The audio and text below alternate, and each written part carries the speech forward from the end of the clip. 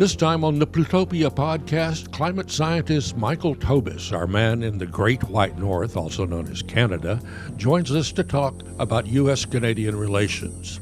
As Canadians go to the polls this week to elect new members of Parliament, the Trump administration's ongoing attacks on Canadian tariffs and trade loom large. Nobody was kicking them out of Greenland. Nobody's kicking them out of the north of Canada. Nobody was saying you guys can't have our minerals. What we live on is shipping you guys our minerals. That's why we're a prosperous country, is because you guys want our minerals and we ship them. You want our grain and our oil and we ship them. It's what we've learned is that we've abandoned our manufacturing sector and a lot of the high-tech sector to America. And now that we're saying, and I really can't overemphasize how widespread this is. People do not want to do business with the United States. Hey, welcome everybody to the latest episode of the Plutopia News Network podcast. I'm John Lebkowski, and I'm one of the co-hosts for this podcast. The others are my partner, Scoop Sweeney, and our friend, Wendy Grossman, who's logging in from Canada, as is our guest, Michael Tobis. Michael is a software developer and a climate scientist. He's based in Ottawa, Ontario, Canada. And, he's got a doctorate in climate science, and he's done a lot of software design and management stuff. But we're going to talk about something else today.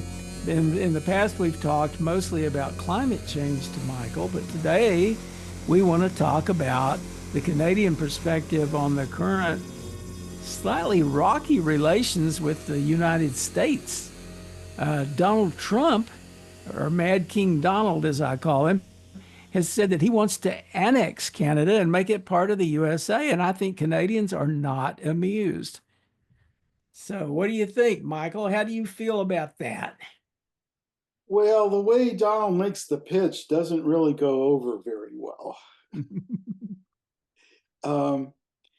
It's really surprising how this country was all fractured and at each other's throats, and everybody blaming everybody else just a few weeks ago. And now we've decided that we all agree that we're better off than the United States right now, and that we don't want any part of this deal. And so generally, life goes on. Nothing much has changed, but it doesn't take much to get people started about the situation in the United States. And there are very few people who think that, who buy the whole Fox News line. You can get Fox News up here, which I was disappointed to find when I moved back. But in this part of the country, most parts of the country, nobody pays any attention to it. And we pretty much agree with the general blue approach to who this guy is and what he's doing. And under those circumstances, and under the circumstances where we think things are going badly in various ways in the States, I just had a complete knee replacement. It cost me $0.00. That was my first reaction, was Canadians will never give up their health insurance. You'd be surprised. There is a conservative movement here, and they were gaining strength before all of this. But Donald has driven the country away from that perspective pretty quickly. So, well, yeah, I don't think a lot of Canadians understand how much better things are here on a day-to-day basis. One thing I would say about Canadian relationships to the United States is there are really two kinds of Canadians. And I haven't heard anybody else say this. This is just my opinion. There's Canadians who spend a lot of time in the States, and there are Canadians who never go to the States at all. And in spite of the fact that we're a long, skinny country sort of attached to sort of like a film on top of your country. A lot of people have had this negative opinion about the United States for a long time. I was the other sort. As you probably know, I spent a lot of my life in the States, most of it really, and a lot of it in Texas. And I'm pretty enthusiastic about a lot of things about the United States. But it sure was a relief to get here and have, medical care not hanging over my head all the time. And it's just, that is night and day. And there are other things. The just general threatening atmosphere, the risk of kicking off violence, no matter where you are, especially in certain places, doesn't really happen here. Yeah, nothing brings a country together like being threatened by a fascist horde. Well, not everyone will go so far as to say fascist, but yes, that is in fact been in fact a unifying thing. I was going to use the term common enemy. Common enemy, and that's really sort of the biggest change in how Canada works as a country. And this isn't like my day-to-day experience. This is how the whole system works. Is the French Canadians were always very tentative about it all. They don't feel like they're Canadian. They feel like they're Quebecers, Quebecois, and they never had much loyalty to Canada. But now they realize that they're better off with Canada than without Canada, when the United States is sort of looking to Canada as, I don't know, I should have come up with a clever name for it, but basically a pile of resources, just sort of a stock room, right? He wants the water, he wants the minerals, he wants the oil, and for some reason he wants the Arctic. You can speculate on why that is.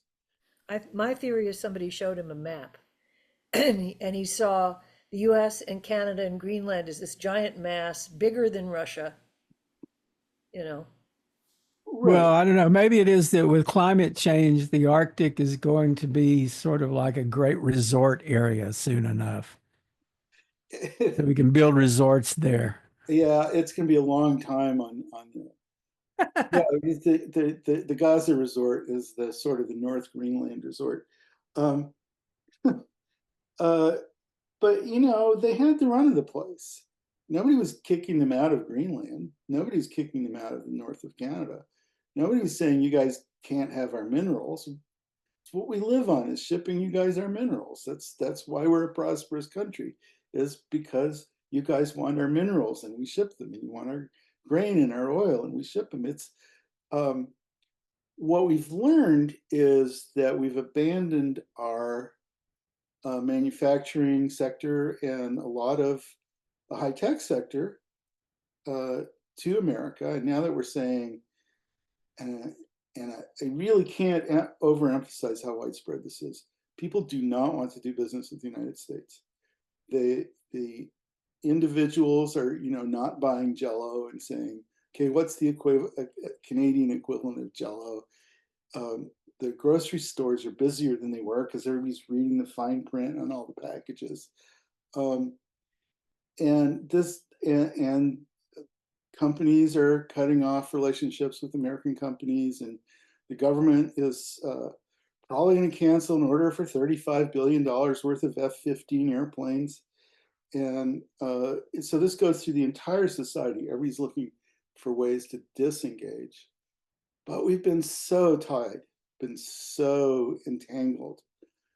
This makes me think about, I just went through the ordeal of buying a car and I did some research. And one of the things I was wondering about was, which cars are actually American cars.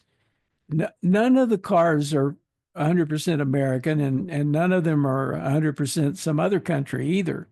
It's a mix. The parts are coming from all over the place. Right. So like you can see what there's actually a table I found that showed what percentage of each car was actually manufactured in the USA. And, I think the highest was 60%.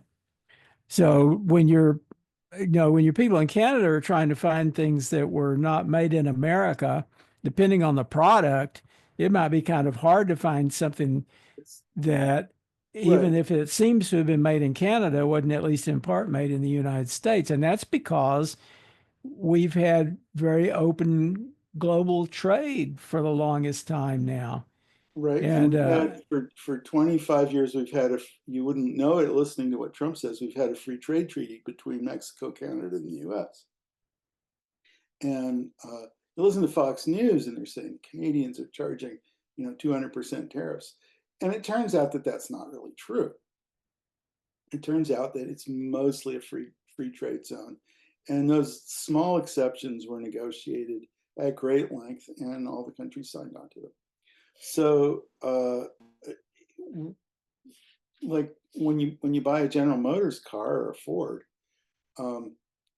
some of the assemblies on either side of the border, and the car, or the bulk of the car, goes back and forth, because Detroit and Windsor are the same town, right? And it's just a bridge, and part of the factory's on one side and part of the factory's on the other side.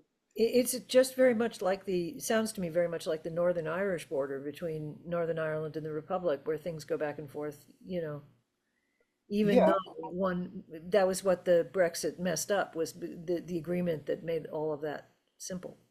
uh, true. Although you're talking about something on a bigger industrial scale, especially when you're talking about cars, because there's a lot of money in cars in North America, a lot more than there is in, whatever they do in Ireland, as tends to be on a much smaller scale.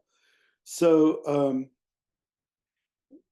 there's been, the economists all over the world, and particularly in the United States, have been encouraging this unification of the North American economy.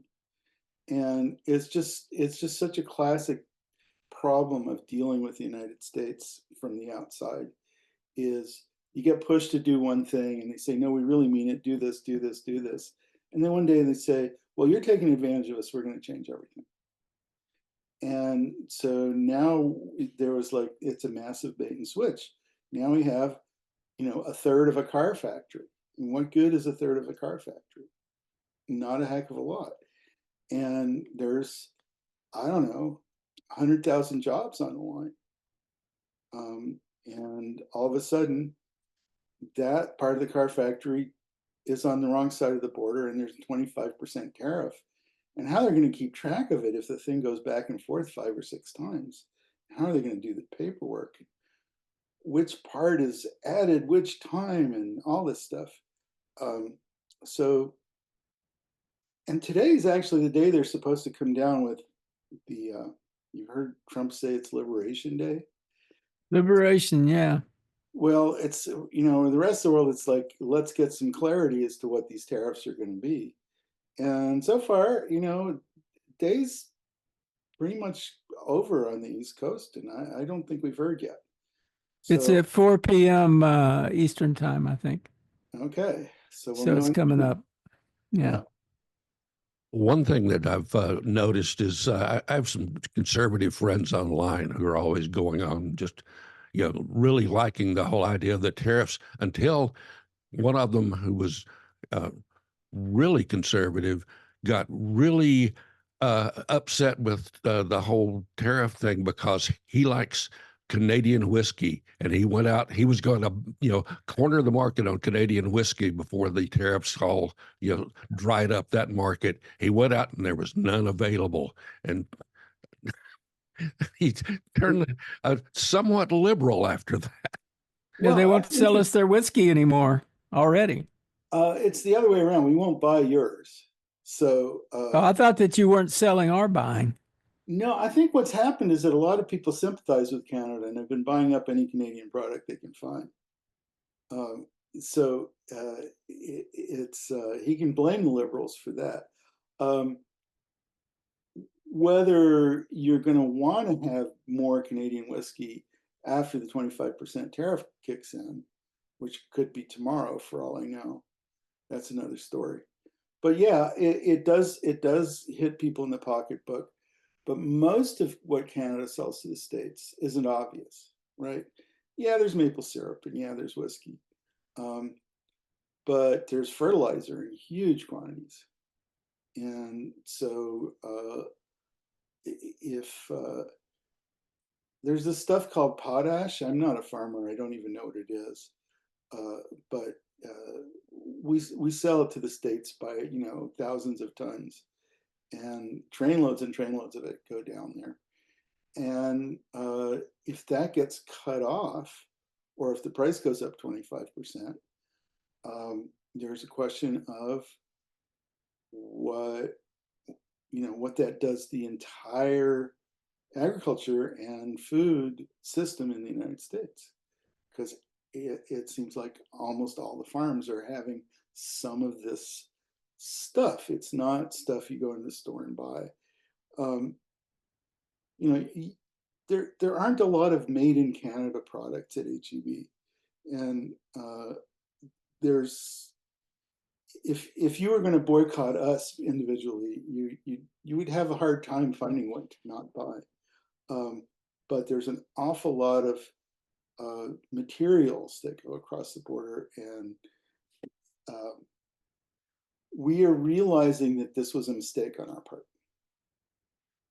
That shutting down our manufacturing capability, our engineering capability, shipping it all off to the States made us vulnerable to this exact situation. And Well, the States shipped it off to other places too. So you mentioned earlier about like something about conservatives in Canada. And in the U.S., the way that we spell conservative is CROOK. So I'm just wondering, are you saying you got a bunch of crooks up there? Because conservative here doesn't mean what it used to mean. I mean, people will say they're conservative, and that's usually a signal that they're part of this. Yeah, I may not be the right person to ask about details of Canadian politics in that way, because I spent so much of my life in the States. But there's always been a party that has conservative in its name. So we've got a conservative party and a liberal party. But for the longest time, the Conservative Party wasn't called the Conservative Party. It was called the Progressive Conservatives, which Americans tend to find a little bit absurd. And the concept of liberal here doesn't mean exactly what it means in the States. So it's not a one-to-one map, right? And just to make the point a little stronger, the Liberal Party in Australia is the right-wing party. So these words mean different things in different countries. Like in Australia, different people. But there's a lot of media influence from the States, and so the distinction tends to get blurred, and the current version of the Conservative Party is very much like the Republican Party. Now, as for corruption, I am, I don't like sticking my neck out on these things, but the Premier of Ontario, the equivalent of a governor, just got reelected in a landslide, and he's a traditional old school machine politician. He rewards his friends, and he doesn't always do what's good for the people. And so that and he is a conservative. He is a conservative, but on the other hand, he is very much standing up to Trump and not supporting the federal guy who is trying to have it both ways. So we are going to have an election in a few weeks, and I find when you talk about Canadian politics to Americans, they tend to tune out a little bit. So I don't know how much to get into it. But we're not tuning out as much as we used to. Because Sooner or later, you may be one of our states, so we want to Yeah, know right. what's going on there, right? So you know, I asked around for people, you know, if they had any opinions they wanted to share, and there's just one that I really thought was worth mentioning, and this was it's a guy I know. He's a retired minister in the United Church of Canada, and that is basically mainline Protestant, sort of not evangelical. They consider themselves liberal Christians. For me, they're you know, they're not hipsters, right? Um, and he made 4 points. I want to see if I can pull them up. One is definitely don't blame Americans as individuals.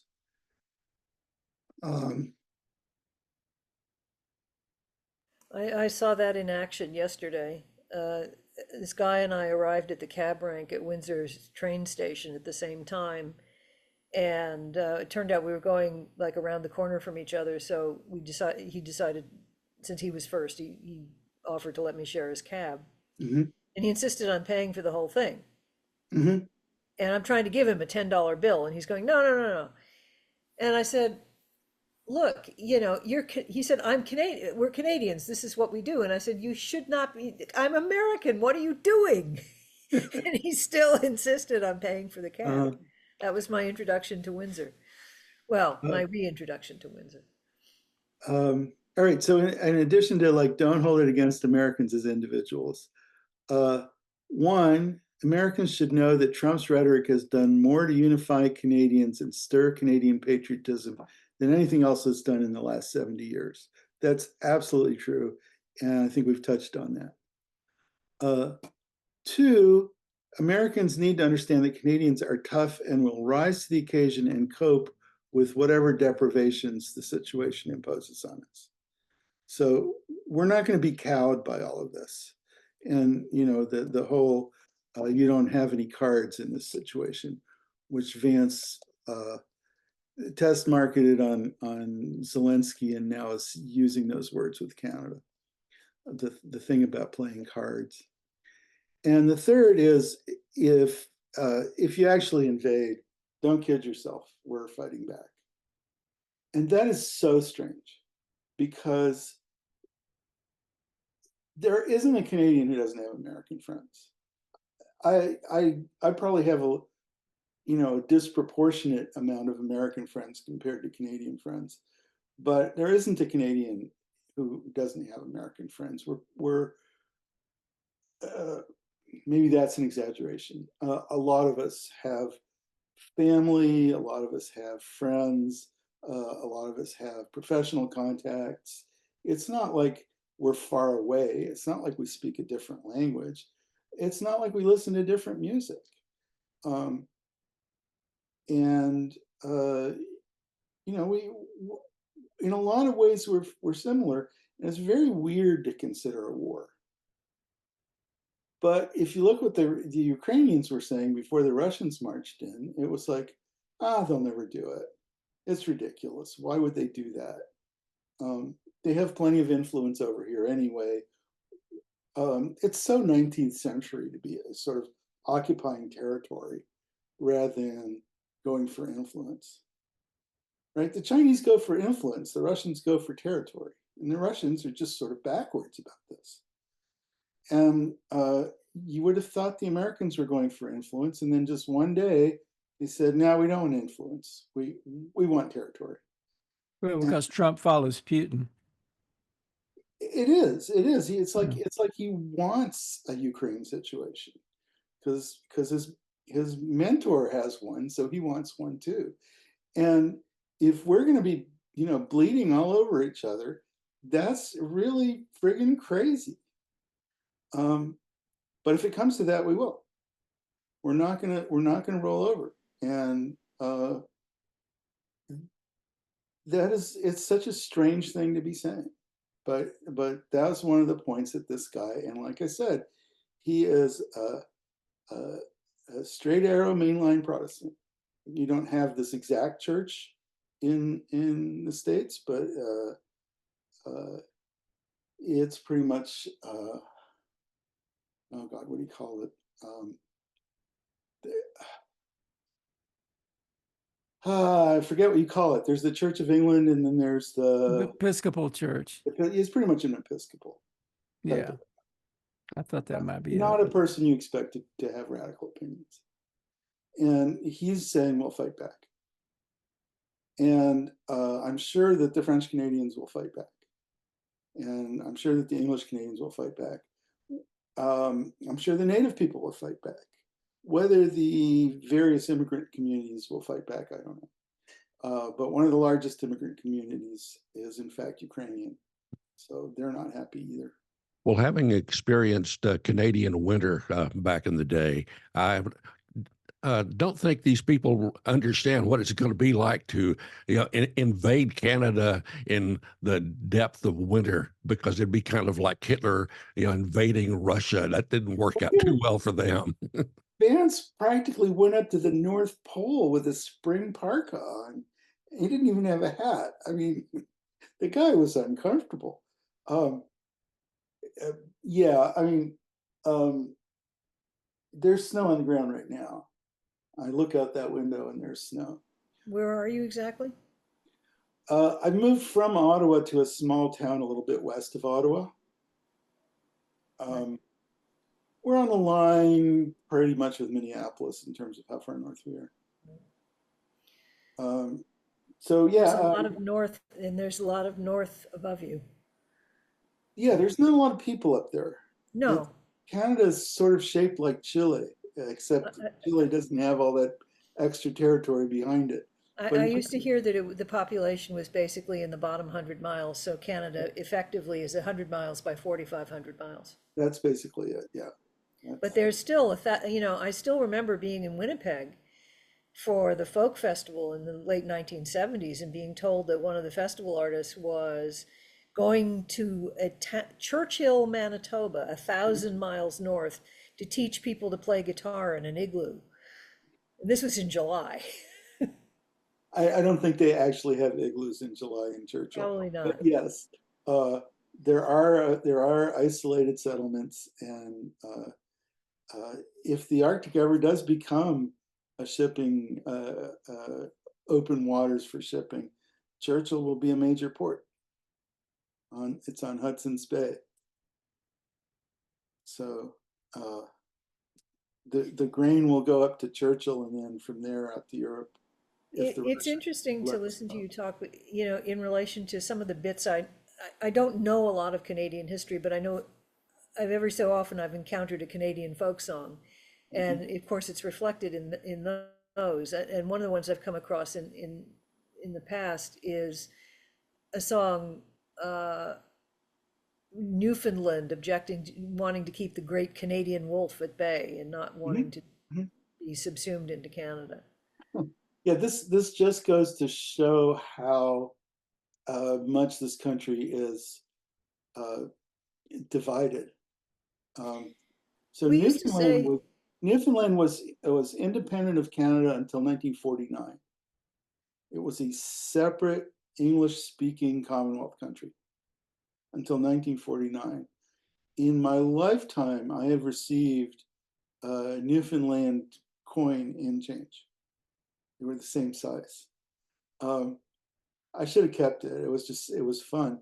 But yeah, 5 or 6 years before I was born, Newfoundland wasn't even part of Canada. And yeah, I haven't heard that song, but I'm not surprised that it exists. And then there are the other Atlantic provinces, and then there's this big French thing. And then there's Ontario, which has really most of the people and most of the commerce, which, and then there's a big gap between basically Toronto and Winnipeg that's totally unoccupied. There's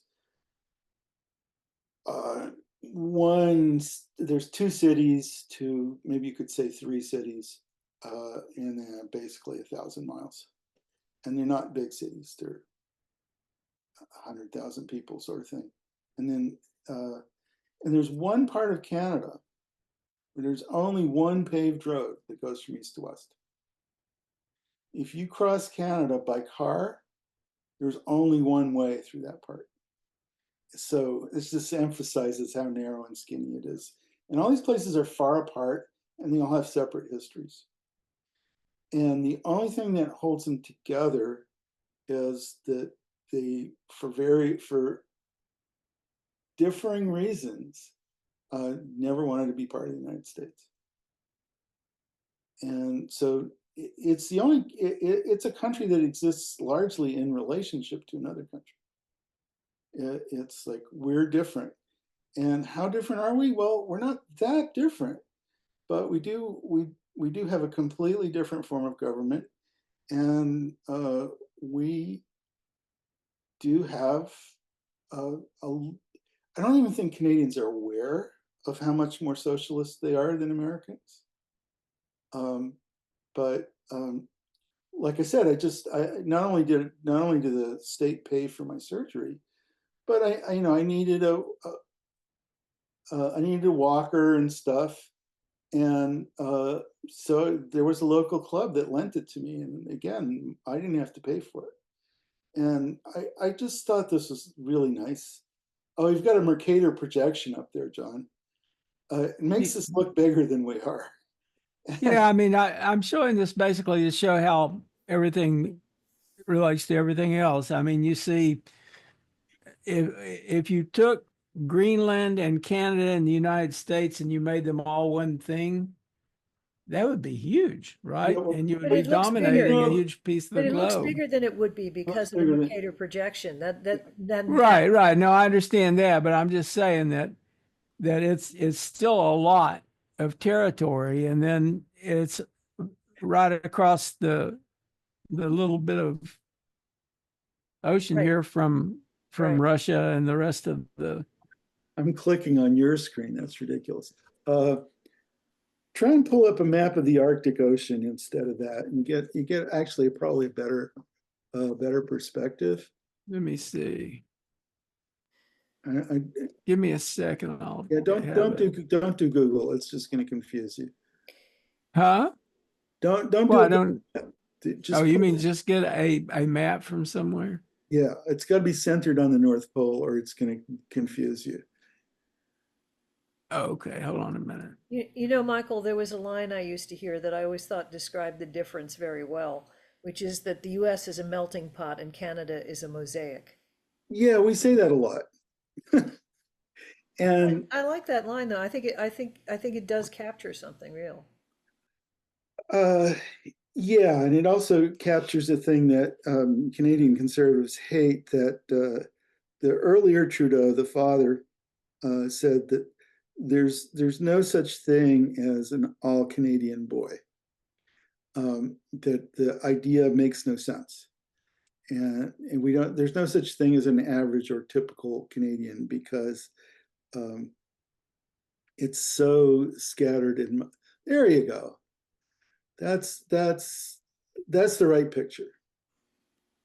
So yes, it is big, but it's not that big. Well, the Northwest Passage was initially considered impassable back until climate change took a bite out of it. How is it looking now? I would see Russia as being way more of a threat, because they're starting to really take interest in the navigation up in that area. That's the Russians are very interested, and this goes to explain the situation to some eyes, including mine.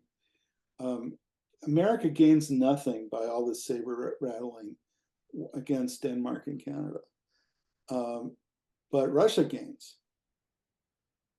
So it feels to some people, including myself, that this is Putin's doing and not Trump's.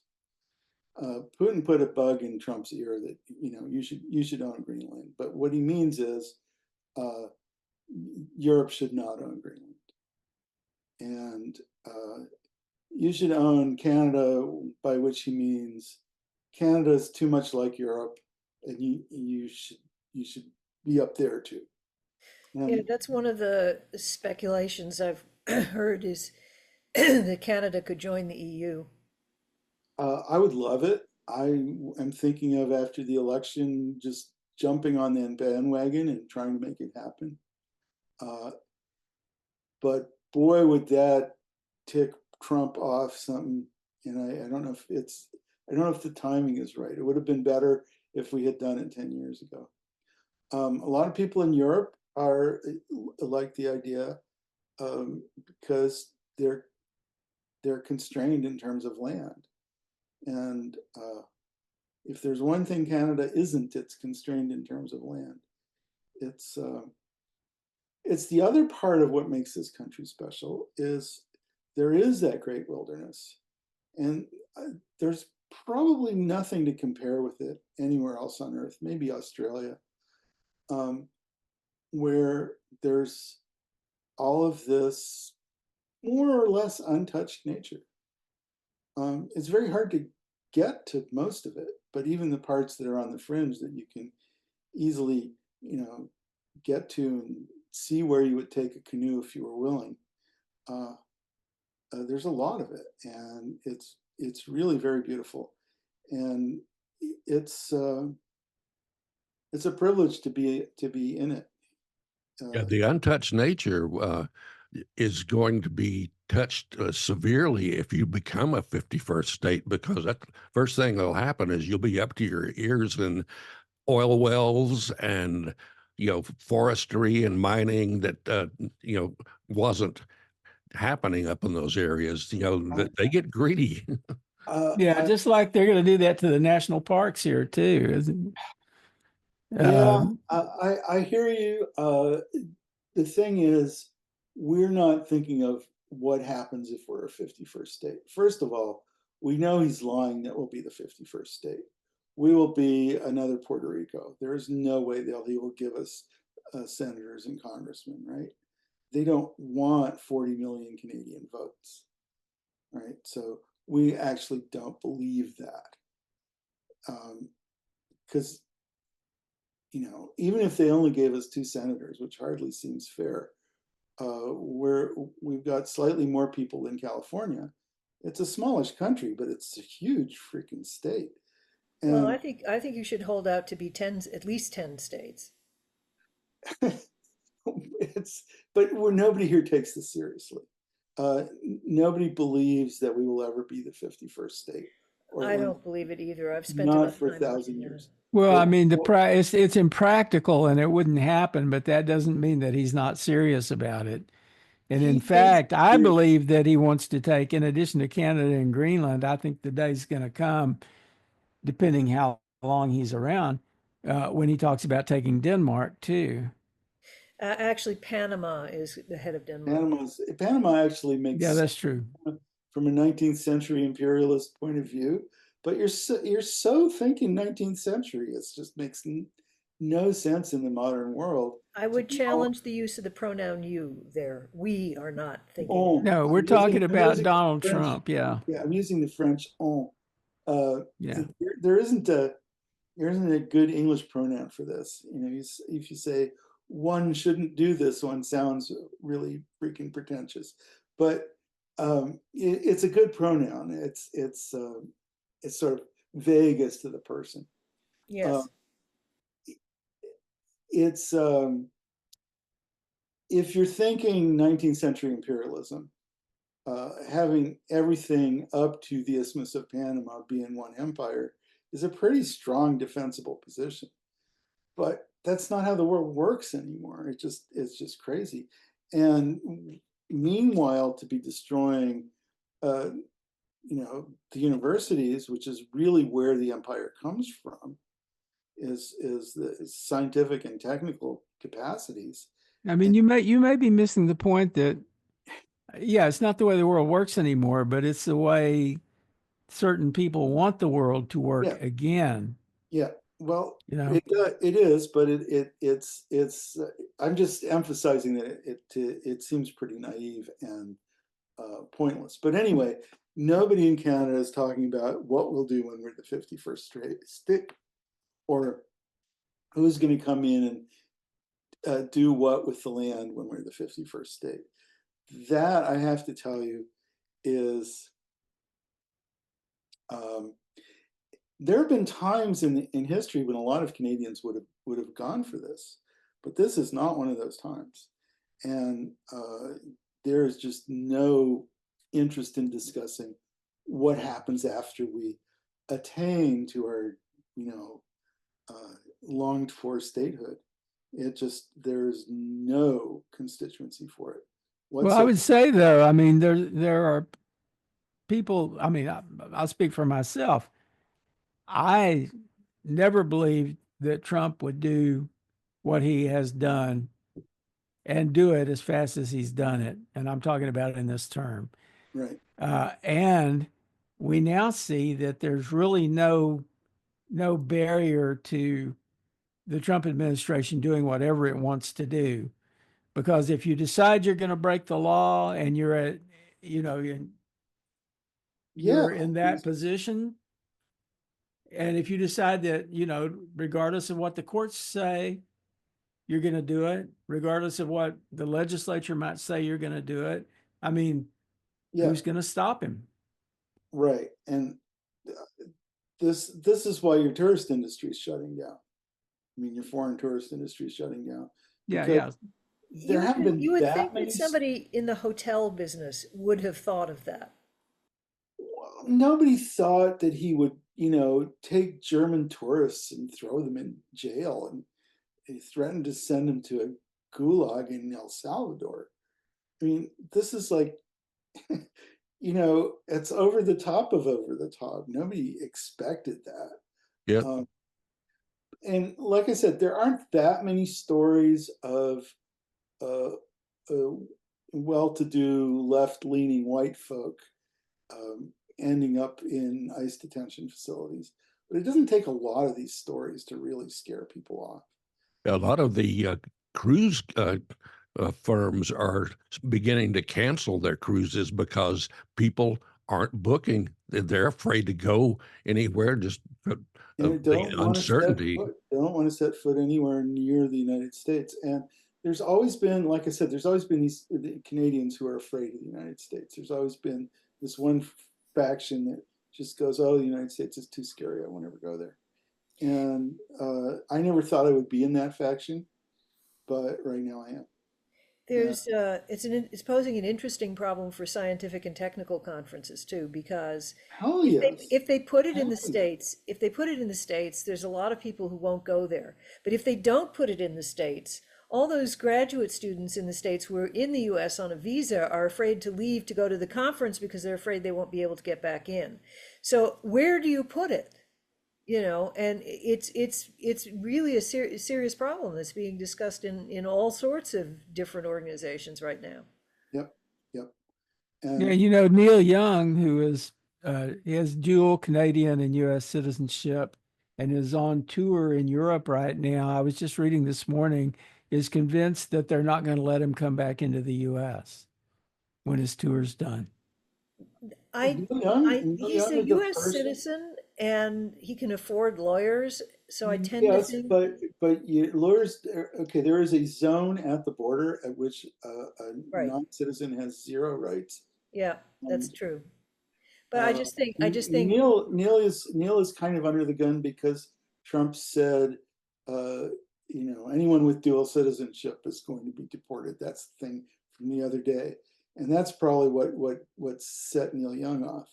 Yeah, he And also Exactly. opposed Trump's use of his music during campaigns. I mean, very, you know, to the point about he would not have his music being used by Donald Trump, and yeah, that for really sure. irritated Trump. Yeah, so did he say dual citizen who were naturalized in the States or any dual citizen? um, if you become naturalized, you're supposed to give up your other citizenship. Right. And so But it's the other way kind around of a is not gray area, actually, which is the Canadians don't recognize that you stopped being Canadian, right. but you have to tell the Americans that you have. And this is one of the reasons I never actually did it. And so, now I'm uh, I hope I don't get stopped at the border. I hope if I get stopped at the border, they send me back. But right now, I don't feel like visiting. And this is the time of year that I love coming down to Texas. It's really miserable here, and it's really gorgeous down there. You It's could get a free vacation in El Salvador. Yeah, I know. It's it's just been a habit uh, for me to spend springs in Texas, and now I don't get to. And I mean, they're probably not come after me, but like a lot of people, I don't. I just my blood pressure can't handle it. I'm an old man. I don't want to deal with this, and it's it's got to be murdering your tourist industry. It's got to be. And I mean, I don't know, how did South by go this year? Yeah, it didn't seem quite as busy as it has been in the past. But that has been the case since COVID, really. Mm. There was still a lot of people there, and of course we had a big delegation from like Dubai.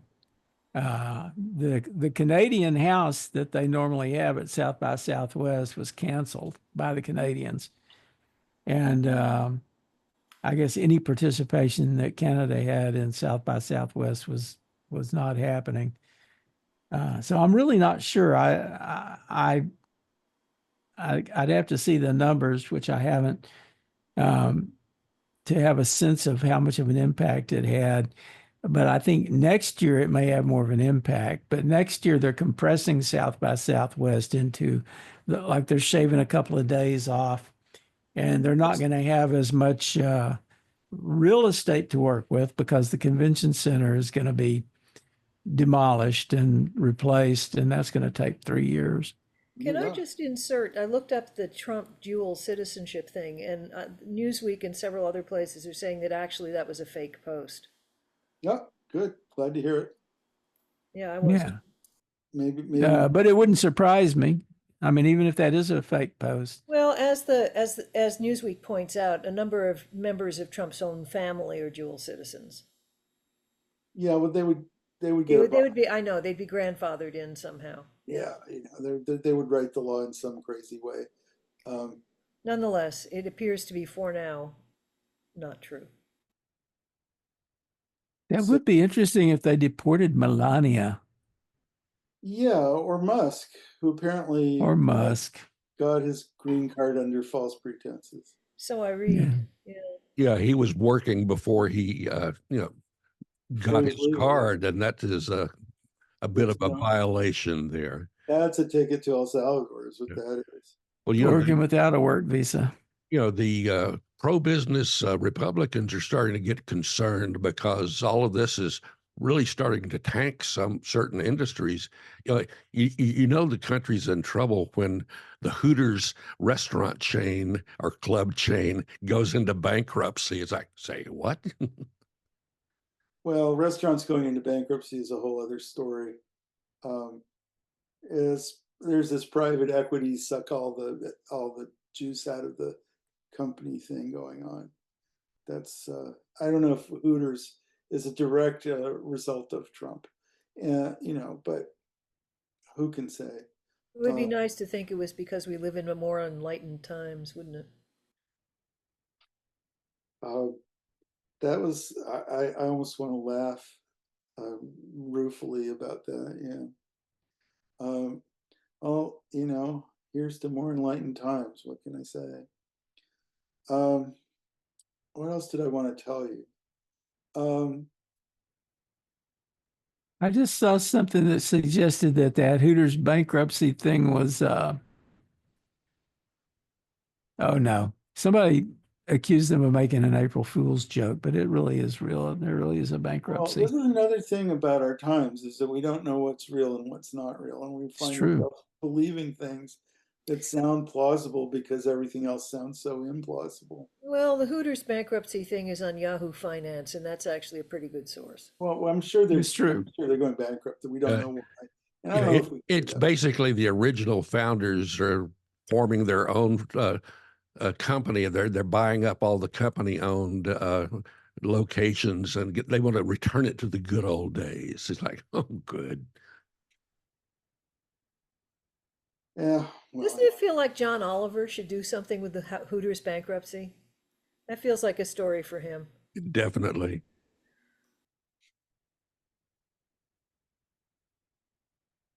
So they have a founder-led buyout.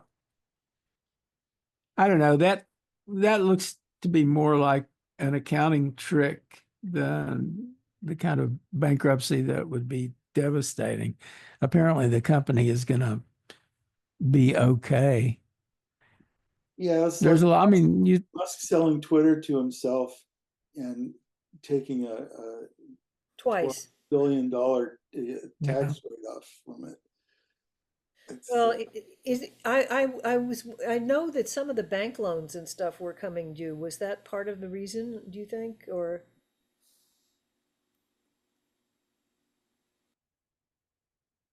For which? Are you talking about Twitter or Yeah, I'm sorry, yeah, X?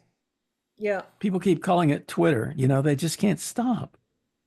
Well, some people actually insist on calling it Twitter to try to retain it as some sort of, but it isn't Twitter it isn't what Twitter was anymore. I think it's sort of more honest to call it X just because it isn't the thing we knew and loved for many years, you know. But yeah, well, anyways. so anyway, uh, snow on the ground, uh, Well, you know you're in Canada. freezing rain possible tonight, but I think we're into spring after that. The first time I went to Winnipeg, it was the end of March. And I noticed that there was a lot of water in the streets, and I was utterly mystified where it was coming from. And then the guy, Mitch Podolak, who ran the folklore center there, said, you know, the snow level in my backyard has gone down a foot this week, and you can't even tell. Mm.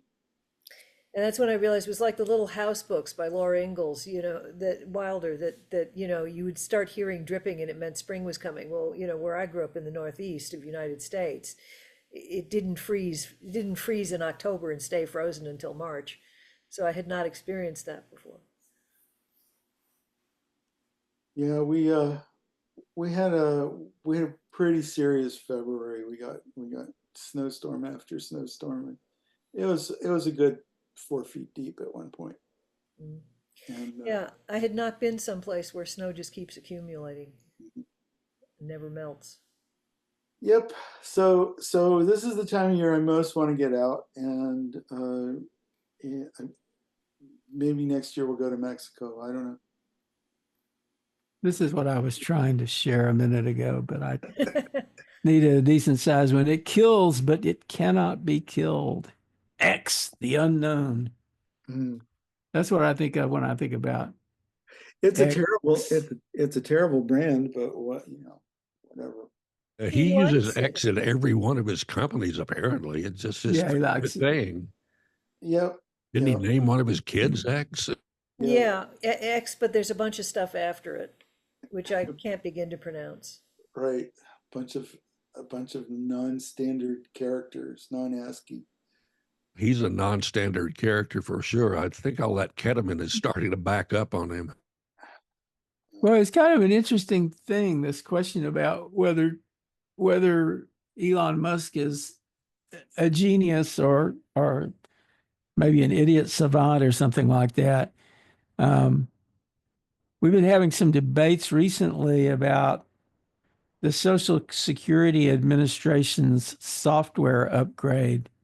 Mhm. So Wired Magazine ran a story that said anonymous sources had told them that Elon Musk intends to upgrade the software of the Social Security Administration. And of course, they're expecting that to be a complete like catastrophe. Well, it's not just that he's Uh, planning to upgrade it. He's going to rewrite COBOL code into Java, which is basically it's like taking this huge thing that was written in one computer language and rewriting it in another computer language, and you're getting rid of all, decades of bug fixing and beating on the code till it works correctly and doesn't make mistakes, and throwing all of that, those sort of man centuries or man millennia away. yeah, except we don't really know the credibility of the source of this, what amounts to a rumor so far. It's been repeated on many publications, but always just referencing the source at Wired. And the thing that struck me was, well, there's a couple of things. One is that Elon Musk wouldn't be where he is if he didn't have some competence to run a project like that. It's not like, you Yeah, know, we can he would see just why. go flailing into it. And the second part of it is that Social Security Administration's been working on this upgrade since 2017, this modernization. So I believe that he's probably just latching on to that and thinking of carrying it forward. So in that case, they're already like 8 years into it. Well, Uh, that's the I case when you think bought they're trying Tesla. to, yeah, I think they're trying to throw AI at it. And I don't know about you, but I'm an AI skeptic. Me too. Yeah, I Well, it- I mean, it depends on what you think AI is going to do for you. AI is known to do fairly competent production of code, though I would think it would be insane to think that you could feed a massive system into it and have it create a new version of that system in some other kind of code, which is kind of what they've been talking about. But I don't really believe, I'm not convinced that's the plan unless I see some real evidence that that's the plan. yeah, if they train it off of some system that has its own errors, so it's going to incorporate those. So you have to be careful when you're doing that kind of thing. mm, But the Social Security Administration system is written on COBOL. COBOL is a language that has worked very well and it's still supported. Uh, there are many large like organizations that are using COBOL to this day because they haven't been able to find anything better and because it is difficult to upgrade a large and complex system. And as I said, the Social Security Administration realized that their system needed work, that it needed modernization. And they started a modernization project in 2017. And, they had this huge document that kind of explains what they were going to do with it. Anyway, I'm just saying that I think people make too many assumptions in general. And making this assumption about him, making okay, assumptions look, about what John, Trump can or can't do. Yeah. John, look at the context. Look at how many other stupid things have happened in the last few weeks.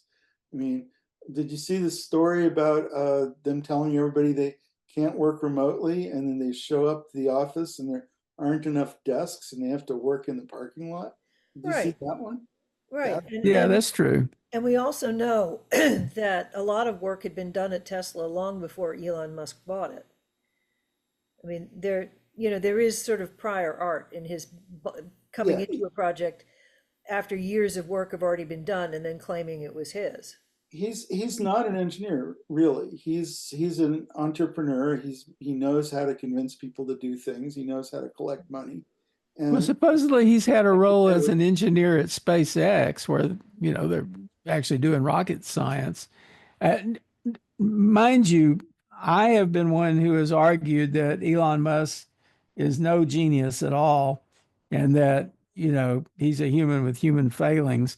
And he's starting to look like he's a little bit, I don't know. This whole thing about ketamine and Adderall and so forth, it looks like he might be a little bit addled from that. I'm just saying that I don't think we can make an assumption that we're making a lot of assumptions about that things are going to succeed or that they're going to fail with so little evidence, and that is because we've been stewing in the juices of a world where evidence is starting to mean less. Well, Musk, strikes me as being more of a P.T. Barnum kind of character rather than any kind of technologist. Yeah, he's running his own circus, and Does he have a sign that says "This way to the egress"? I would imagine so. Get him a trapeze.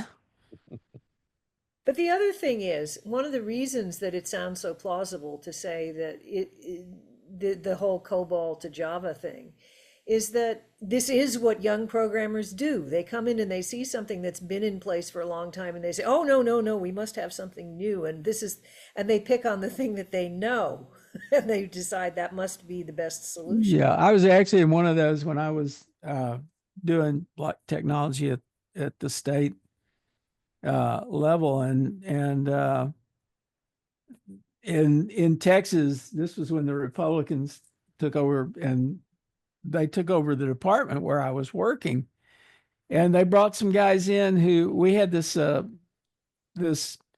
software package that did a particular thing, and they came in, all big smiles about how well, what you built there is really just crap, and we're going to be able to rebuild it and make it much more efficient and much greater and all that. And I watched these guys. I mean, it was really telling. They came in with big smiles on their faces, and before long, they were starting to frown a bit, and the frowns deepened.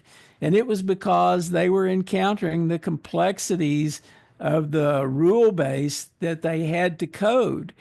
They didn't even realize that when they got into it. So I suspect that if Elon Musk truly does this thing that they say he's going to do, or if his people try to do it, if they try to rebuild the Social Security Administration system from the ground up, that they're going to be kind of like those guys. They're smiling now, but they'll be frowning later on, and they may never be able to produce anything that's workable. But then we are near the end of our hour. We are at the end of our hour. Michael, do you have any closing comments? Yeah, I don't know. I think I've covered all the points I wanted to. And then before we start wandering off, we will not be the 51st state, and Trump will not make us the 51st state, even if he can. You need to think the future is going to be different than the past. We know that. But we don't know how. But 2 senators from Canada is not going to happen. That's just like unrealistic. Can I say also the thing that I've been saying for decades, which is that Canada actually has been the best neighbor a country ever had. Yeah, absolutely. It's kind of silly to be sword rattling with Canada. It doesn't make a lot of sense. But we basically are never going to go back to where we were. I mean, this is the consensus in Canada. And that's the real Prime Minister tragedy said of the that. thing. It's like, this is over. Whatever it was, it's going to be different now. Because, when you get betrayed by a friend, the friend says, okay, let's go back to how it was. It's never how it was. Can't be. Well, thanks so much for joining us. Oh, thank you for having me, and thank you for letting me rant. And, yeah, it's great. I'll be happy to join you in the future if you like. All right. Yes, soon. We'll see you. Take care. Bye, all. You can stay in touch with Plutopia at plutopia.io. On Facebook, look for @Plutopia News. On Twitter, it's @Plutopia. This is the Plutopia News Network, 20 minutes into the future.